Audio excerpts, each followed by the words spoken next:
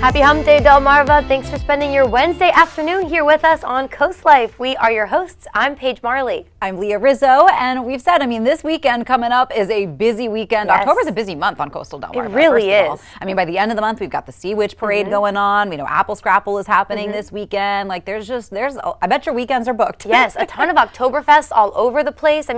Who said this is the off season? Right? It wasn't us. But if your weekend somehow isn't booked and you are still looking to make some plans, our field correspondent Maya Henry is in the know. She's got her finger on the pulse of all things going on around the area. Maya, what's something coming up this weekend? That's right, Paige and Leah. This weekend is going to be jam-packed at both Rehoboth and Lewis because the True Blue Jazz Festival is happening basically all around, guys. There's so much more information at their website at truebluejazz.org, so make sure you go out and check out the fun.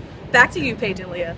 Thanks, Maya. And every weekend that goes by, we're getting closer and closer to Halloween nights. Yes. Do you remember any of your best of costumes as a kid? Oh, I had a dragonfly costume. Cute. That was my favorite because my mom did really cool makeup on me. Yeah. And I got in everyone's way with my big wings. Perfect. But did not care. My favorite costumes were always, I would kind of take turns each year dressing up Mulan or Dorothy.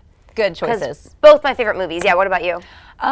So my dad was usually the makeup artist for us because he's a good painter. So he liked to paint our faces for Halloween. And I know one year I was a cat several times. Nice.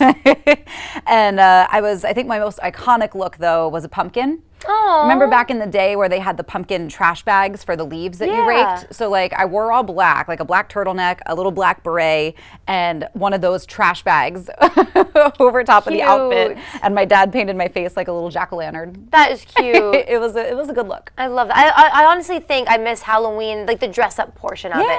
Oh, it's always fun, and you never grow out of it. After college, I'm like, am I going to have a reason to dress up anymore? But thanks to honestly a lot of stuff going on in Delmarva, I have been dressing up for Halloween recently. Yes. Going out and having a good time. Well, and this sort of sparks the conversation. How old is too old for trick-or-treating? This is good, and I actually think this is somewhat controversial for some people. I do remember trick-or-treating when I was younger, and I may have been a little too old. I was hitting 12. Yeah. So you start to, and I remember a lady who said, what's your age? And she pulled the candy away from us. And she was like, no, you can't. But I think younger obviously is better, but I'm going to say no age. If it's fun, if you're being respectful, you're not TPing people's homes, that's the point of the holiday. I'm kind of with you. If you've got a group that's just out there having a good time, they're not being destructive. I think even those tween through teenage years are sort of the hardest because that's where socially maybe your friends start thinking it's not cool, but you're like, I still want to go trick-or-treating, or maybe, you kind of come back around in those 16, 17 ages as opposed to 12, 13, where you're like, what, trick-or-treating was fun, let's go. But then nobody wants you because you're a teenager. But I think, as long as everybody's just having a good time, being respectful. I understand wanting to save the candy for the little guys. Sure. But most of the time they're done trick-or-treating before the sun even goes down. That's exactly right. Yeah, I think like you said, if the group of adults came to my house trick-or-treating, it would be hilarious. Right? So I think as long as you're being kind, there should be no age limit. Halloween is about dressing up and free candy. Who doesn't love that? I'm with you. Right. So you can join the conversation. You can chime in. Let us know if you do think that there should be an age limit on Halloween, or maybe you're with us and you think, you know what? Let's get back in touch with that creative play and freedom and just have some fun. We need more positivity in the world. Yeah, please message us, especially if you're a parent. I'm really curious what your thoughts are on this. Yeah. Maybe speaking of parents and sort of that adolescence and into the early 20s, this was something, it's funny, I saw it on TikTok yesterday and then I even kind of saw it pop up again, so we thought it was worth talking about today. Out of pocket. Yes. Is that a phrase maybe you're hearing your kids toss around? Yeah, out of pocket. You know what it means? It doesn't mean you're going to run to the store really quick and be right back. It does not mean out of office. And it's I love that on TikTok they've got videos of people kind of making fun of their older millennial coworkers that are using the term wrong. Take a look at this. Millennial take on the news today. An article came out saying generational slang is causing a divide in the workplace. This isn't slang as much as it is a saying, but my boss, every time she's going to be out of the office for a portion of the day, not the whole day, but for a doctor's appointment or something, she'll say, so I'm going to be out of pocket today from 1 to 2. And it just cracks me up every time because it's like, what you going to get up to, girl? I think it's kind of sweet where they're leaving their out-of-pocket messages. It is cute. I guess we should tell you, out of pocket means like you're doing something crazy or ridiculous, or you know, if Leah just, I don't know, started trashing the studio, I'd be like, she was out of pocket. Right. It's sort of like it's out of left field. Yeah. Random.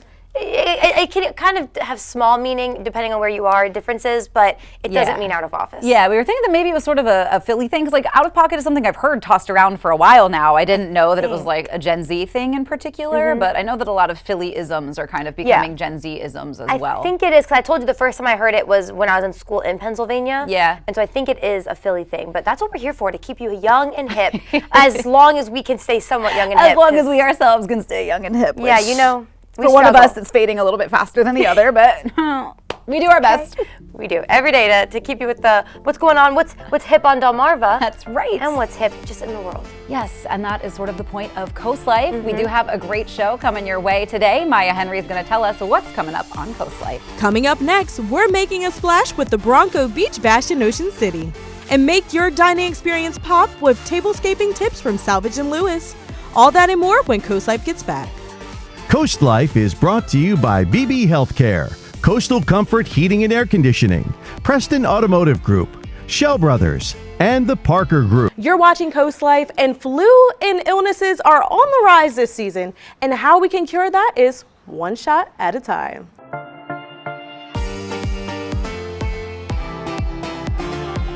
You're watching Coast Life, and guys, it is becoming that time of the year. It is respiratory illness season.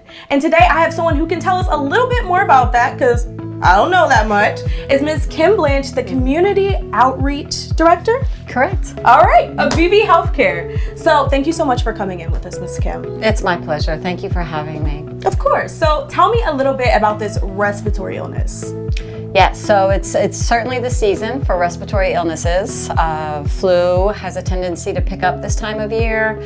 People are going inside with the cooler weather, spending a little more time indoors and around others. So we have a greater likelihood of spreading germs and viruses, not just the flu, but also COVID-19 and then RSV. So if somebody is thinking, all right, I have the sniffles, I have a cough, what are some of the symptoms that can aware them like, hey, I might need a shot or some type of medication? So it's always good to be preventative, right? So that's what we're doing here today with our flu clinic for the community, is that preventative piece. So if you can get your immunizations through your flu vaccine, COVID booster, or the RSV, if that's appropriate for your age and conditions, then you're one step ahead of the game by getting your body prepared from an immune response to be able to fight those infections if you're exposed to those. So it's really about washing your hands. Definitely. Wash your hands. The simple steps, right? Going back to basics, washing your hands, ensuring that if you're feeling unwell, whether that's a little bit of a fever you feel coming on, or like you said, sniffles, or you have a little bit of a cough developing, to stay home and check in with your doctor. And if you don't have a provider to see, then you can visit one of our walk-in centers. All right, so Kim, you have a couple clinics that people can go to. Where can they find them? Yes, so our flu clinics, which we have 30 on our calendar for this year that are open to the community, you can find those on beebehealthcare.org/calendar. And you can also call our flu hotline, which is 302-291-6358. So it's 302-291-6-FLU, F-L-U. I know kids have a different, immune system. What are some things that parents can look out for to prepare their kids for this season coming up? Yes, that's a fantastic question. So again, reinforcing those basics, right? Washing their hands, trying to keep your distance from people, not spending too much time, particularly if you hear someone coughing or sneezing, right? Continue to wash your hands, and then obviously getting enough rest. That helps with our immune system and moving our bodies. Okay, sounds easy enough. All right, is there anything else that you would like to add to the people watching, to kind of rear them up and make them feel like, amped up to get a flu shot? Right. So it's incredibly important, right? It's a way for you to position yourself through the season so that you're protected by getting your flu shot. That allows your body to develop the antibodies that will then protect you in the event that you are exposed. So as viruses come through, sometimes they mutate, if not always. And by getting your flu shot, it decreases the severity of the symptoms that you would experience. Very likely to decrease the severity of the symptoms that you would experience. But I know some people are afraid to get flu shots because they're afraid they're going to get the flu after. Is that correct, or is that just something we should throw away? So we'll bust that myth. Okay. So you're not you're getting a vaccine that helps your body to identify what the flu would look like, so that it has the ability to develop those protective antibodies. So you're not getting vaccinated with the flu. You're getting vaccinated so that your body recognizes what the flu will look like in the event that you're exposed, and it has that layer of defense through your immune system in order to fight it. Okay, so you heard it from Kim that is a myth, guys. Throw that away and come to one of their clinics. I already had mine, but yeah, come to Beebe Healthcare. They're ready to get you guys ready for the upcoming season. Thank you so much, Kim, for having this interview with us. Thank you, Maya. It's a pleasure. Thank you, everyone. This segment of Coast Life was brought to you by Beebe Healthcare. All right, Coast Life. October is Fire Prevention Month. And we know that fires, I mean, they can be really devastating in our community. I mean, yes, there's a lot of community outreach and support, but the damage is just, it can be unreal. Yeah, And that's... It seems like we see them often, you know, unfortunately more often than we should. Yeah, I think that's exactly why what I'm in agreement with you on that. But in the event of a fire, there are people you can count on to sort of help you, not necessarily pick up the pieces, but help you start recovering, giving you kind of your own identity back a little bit in the face of a fire. Joining us on the couch today with Coast Life is William Cook with Paul Davis Restoration. Welcome. Thank you. How are you guys doing? We're doing pretty Happy to well. have you. Yeah. Thank you. Glad to be here. So you're a volunteer firefighter. Yes. You see, I mean, I think you sort of have a unique perspective as not only a firefighter, but as a restoration company employee. You kind of see all angles of the damage fires can do and the steps to take to kind of repair. And you've been working on sort of a community-based program, right? Yes, we have. So Paul Davis is big in community outreach and helping the community. So I'm in charge of an emergency recovery program that I'm building with Paul Davis. And what that is, you know, me being a first responder, I'm kind of switching my gears to being with Paul Davis as a first responder. And every house fire that I can get to, I'm going to be responding out. I'm going to be on scene, putting boots on the ground, working with the firefighters, setting up areas to give them water, Gatorade, sandwiches, food.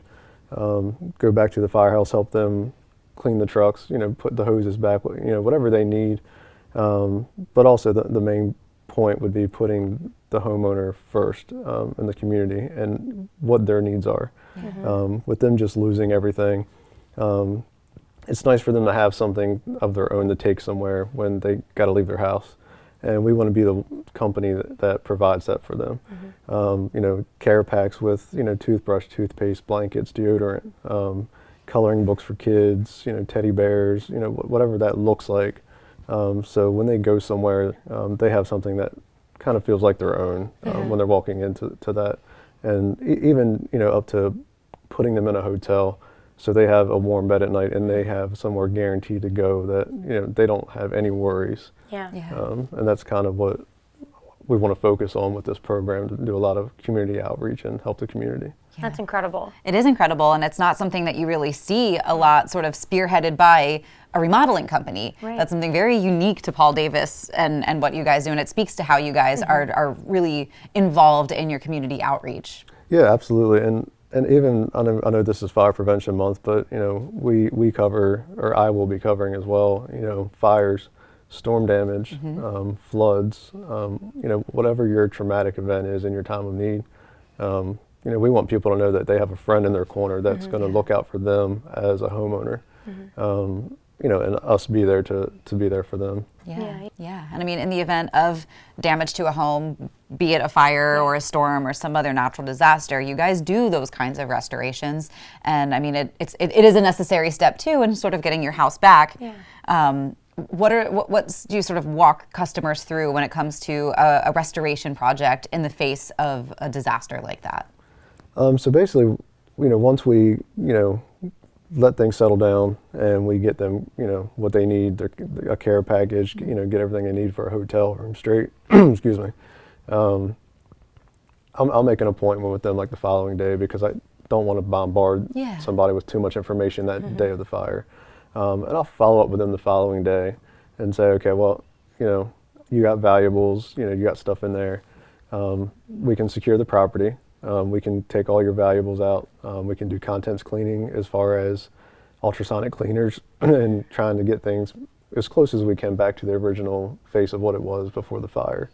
And then after that, we walk them through step by step with insurance companies. We work with every insurance company and basically make sure that they don't really have to do much of anything.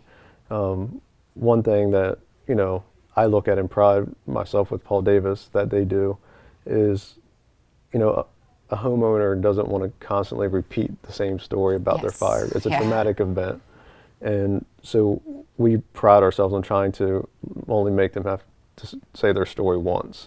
And once they say their story, then we take it from there for you. And we make sure everything's handled A to Z, from securing it to the contents cleaning to reconstructing it until we turn the key back over to you to walk in back into your house to where it's back to the original living condition that it was before the fire. You're really returning just peace of mind, it seems. Yeah, and trying to limit the trauma that they've already gone through of losing their house or parts of their house, or just even having to escape your house like that in a fire is a traumatic event. So trying to limit that is really incredible. Yeah, it is, and that's where we're still working on it, on what to actually have, but I said the blankets and stuff, but even down to shoes. You run out of your house, it's on fire. We want to make sure that you have a pair of shoes or something to put on, and just kind of make you feel comfortable. It's all those little things. Yeah, I love that you mentioned too, coloring books for the kids, so they kind of have something to do during a scary time. So you guys have really thought of all of it. And we started by saying that, October is Fire Prevention Month. You have a couple of facts and figures about just some things that people should keep in mind for, not just October, but just in mind if you're a homeowner about fires and preventing them. Yeah, absolutely. So statistics show that 49% of the house fires right now are kitchen-related house fires. Stoves being left on, not checking the knobs when you're done cooking or walking away from food can really cause that traumatic event. Followed by that is electrical fires, and going into the cold season, chimney fires, making sure your chimneys are clean, that's not catching fire and destroying your house for you. Awesome. Well, William, thank you so much for coming in and telling us about sort of this next big project for Paul Davis Restoration. We know that restoration is a big part of what you do. We know that you guys also do regular remodels. It's not just after the fact. So if you are looking, to get your kitchen just redone in general, or any room in your house redone in general, you guys are there for that too. But thanks for coming in and telling us about this awesome community outreach that you guys are working on. But don't go anywhere, because we do have a little bit more Coast Life headed your way. This segment of Coast Life was brought to you by Paul Davis Restoration.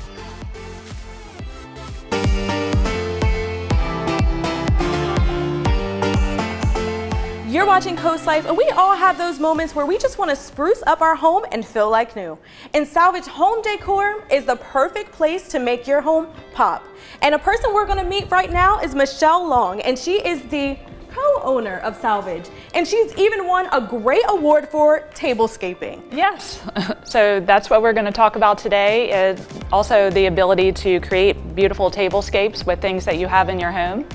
And I've collected these different items, from my store and from my house and from Walmart and Home Goods, and today we're going to put together a beautiful table using these items. So you guys are on Coastal Highway in Lewis, so tell us why you love this location and why you picked Salvage to be right here.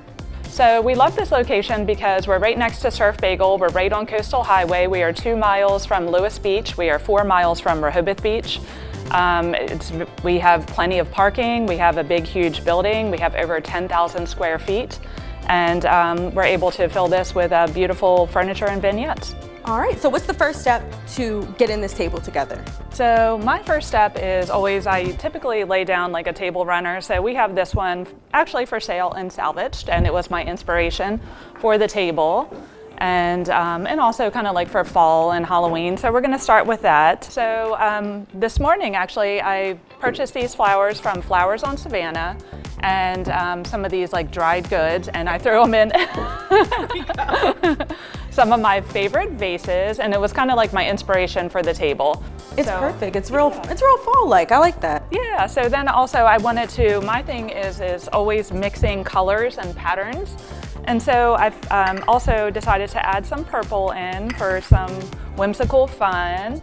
And I found this tray at my home, and then I had the inspiration to add some gold elements to the table.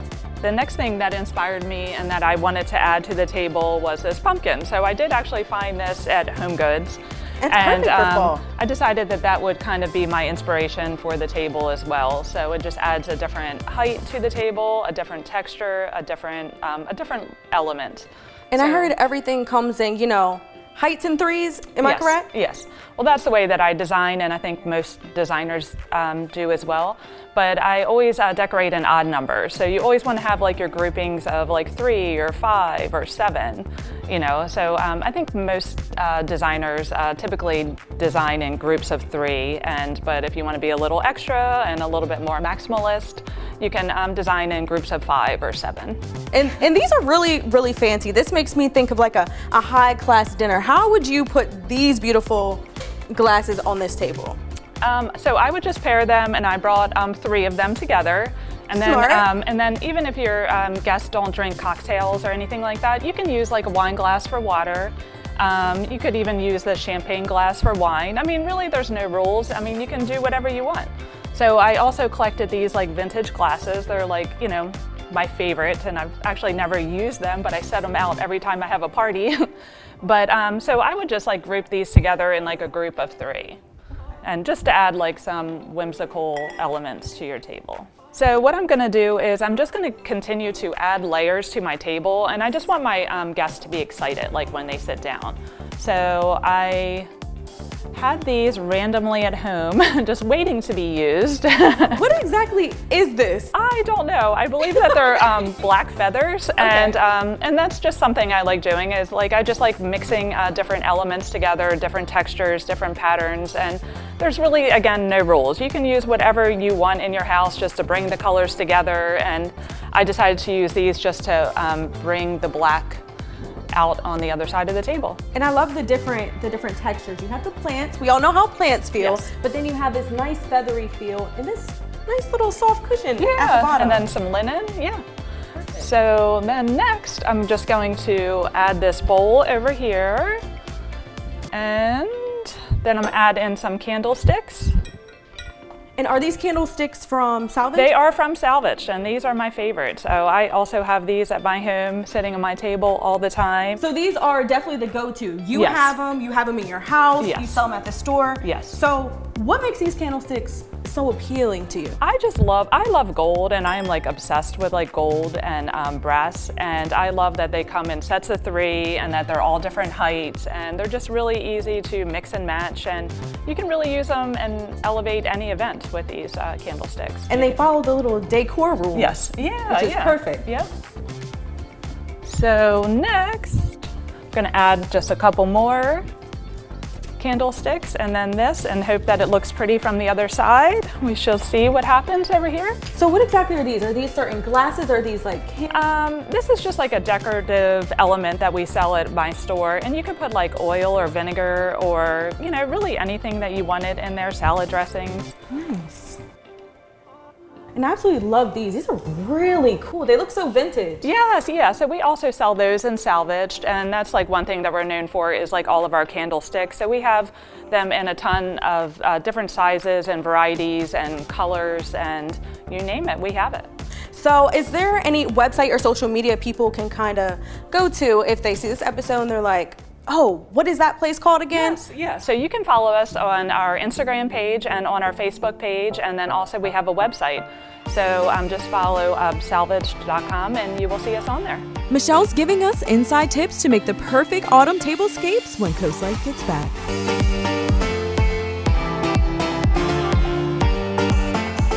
You're watching COASTLIFE, and before the break, Michelle Long from Salvage & Lewis showed us a little bit of tablescaping. And for the people who don't know, Michelle, you are the co-owner of Salvage.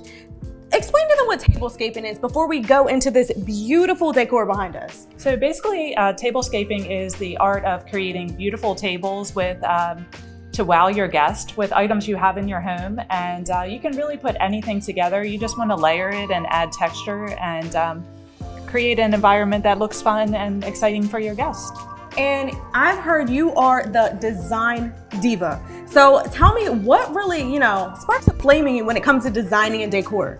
I love thinking outside of the box and just using things that people would never think to use together. And if that's colors, patterns, texture, that is me. And I created the name Design Diva myself. And oh, okay. I have awards for it, and yeah, that is it. And the award you're talking about is right behind us, so let me grab it real quick. So tell us a little bit about this award. So this was a fun event that we did through Salvaged, and me and one of my employees, we entered this tablescape contest a couple years ago, and we entered it against Flowers on Savannah. Okay. And we were able to win, and we won out of maybe like 10 different entries, but we came out in first place. And ever since then, like, this has been my claim to fame, and yes! And I'm going with it. So Michelle, we are talking edgy autumn.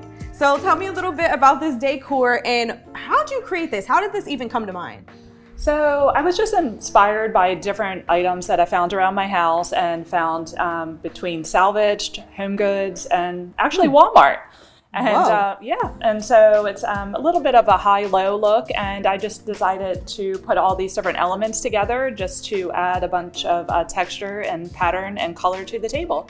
I can tell there's some lights, there's some lows, it's everything on this table. So I heard you talk about, Walmart and the different types. Yes. For the people who don't have much money, but they want to be creative, what would you say to them? I would say just find something in your home that inspires you. Like it could be dishes that you've collected over the years but never used, and just find a way to add color or pattern to them and just make it work. You can even use your grandmother's china or go to the dollar store. Right now, you're able to find like the cutest things at the dollar store, believe it or not. Yeah. Honestly, they have some great finds over there. Yeah. And I'm looking at these. You told me before the break that these are candlesticks. So why don't these candlesticks have candles? Yeah, so certainly you could add candles to them and elevate your table even higher, but I just kind of added them for a different texture and height and a different look for the table. So these plates are absolutely adorable, but they're all different. So tell me a little bit about it. We have the leaves here. We have polka dots. We even have like types of triangles, and we even have a orange napkin. Tell me about this play setting. So this is kind of my style and the way that I like to decorate, and nothing has to match. I mean, you can just make it work or trick your guest into thinking it works. Okay. You know what I mean? So I love just mixing patterns and designs and colors together, and that's what you'll find here. I mean, the only thing that's really matching between all the plates is maybe like the napkin, but other than that, we have all different color autumn leaves on each place setting and different designs, just to get you excited about each one of your courses that's coming up. And I heard your house is immaculate. So when you're at your house and people see your table, like, what do they say about your designs? They typically, the first words out of their mouth are wow. So okay. Awesome. And so I really like to think outside of the box, and I do love having a home that wows people, and it's really just kind of a look like this, just mixing and matching and putting things together that are unexpected and that you would never think of. All right, guys, you have seen this beautiful decor from Miss Long. And if you're even looking to kind of spruce up your home, they even have people like Michelle or other workers here that could really make your home pop. So Michelle, you also have your own interior design business. Let us in on that. Yes, so I have a new business that'll be open in the next 3 or 4 weeks, and it's an interior design business. And I have my own wallpaper line, my own fabric line. And also this is one of the services that I offer. So I can come to your home and stage it for parties, for holidays, for your guests, for events. Wow, this is great. And you do a little bit of everything. I do, yeah. So if people are looking for some of your services, how can they reach you? So you can certainly find me on mooddesign.com, or you can find me here at Salvaged. I'm typically here 5 days a week. And you can always find me or locate me from our Instagram or our Facebook page on Mood Design Studio or Salvaged Furniture.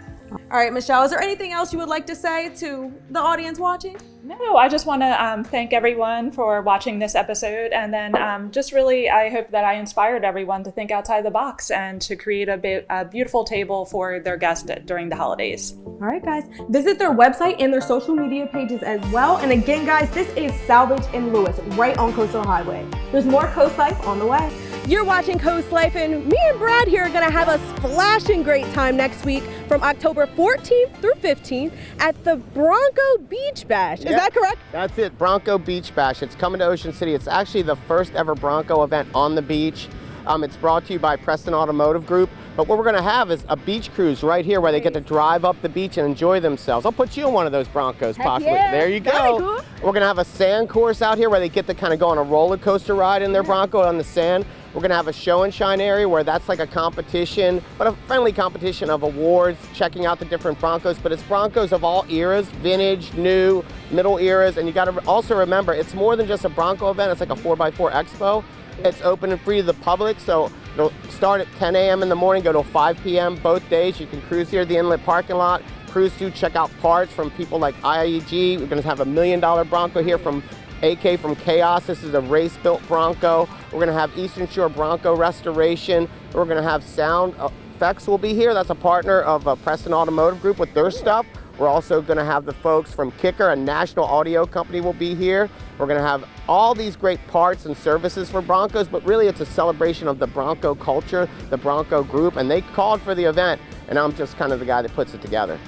So Brad, why Broncos? A lot of people down here at the coast, they love their Jeeps, but you said Broncos are the new rise down here. They really are. You're seeing the Bronco and the aftermarket community grow, and the reason was they did a new iteration of the Bronco, and now you have the Raptor edition, you also have the Sasquatch edition, you have a lot of really nice built Broncos that come from the factory almost customized. So there's a need for those to be celebrated, shown off, and there's really a culture that's really blossomed over the past 3 to 4 years with the new Bronco, and then there's always been a heritage of the Bronco in the Ford community. So it's Broncos now, and they've always been around, but I think the modern iteration of the Bronco really rose the level of support and ability to do a show like this in Ocean City, and we can't have a better place here than right in Ocean City, right on the beach, on the sand, and in the inlet parking lot. So how's the response been so far with people hearing about this event? Great. I mean, social media response has been amazing. Preston Automotive Group has got the word out about it, and they're going to be down here doing drive-in rides in the new Broncos. We're looking at probably about 250 Broncos here, and a lot of aftermarket companies, and just the community coming together, celebrating it. We have some evening events planned, so I try to make it more than just a show. I want to build an experience, and if they want to check it out, they can go to BroncoBeachBash.com on the web, or they can also go to Bronco Beach Bash on Facebook. We still have space available. You can still register your Bronco. You can be a part of it. You can even come down here the day of and register your Bronco on Friday, Saturday, Sunday. All right, guys, I'm here with Ms. Kate Timmons from our beloved Preston Automotive Group, and I heard you guys are the sponsors for this event. What are you most excited for? Yeah, Preston is super excited to be part of this event. We actually have all 8 of our Ford locations coming out to be involved in this, which is super exciting. We currently have over 40 Broncos in stock at our Ford location, so now is the best time, honestly, to get in that new Bronco you've been eyeing. All right, Caitlin, so what can we expect from Preston Automotive Group this weekend? Yeah, so we'll actually have a tent set up in the vendor corral, and we'll be having some Broncos on display. We'll be giving out some merchandise, and we'll actually have a raffle going on for a Bronco Beach Bash inspired cornhole board. So definitely come check us out, see what we got going on. We'll also have our partners, some sound effects out there, so they will help you out when it comes to all things about customizing your Bronco. We'll also have our Ford mobile service van out there, kind of educating people on how you can get service on the go for your vehicle. So yeah, a lot going on, but come check us out. We're hoping for a great turnout. All right, guys, so it's some beautiful water right behind us, and the event is actually going to take place exactly where we're standing. So me and Caitlin are going to go check out some waves, but don't forget, it's going to be a great turnout. There's more Coast Life on the way. This segment of Coast Life was brought to you by Preston Automotive.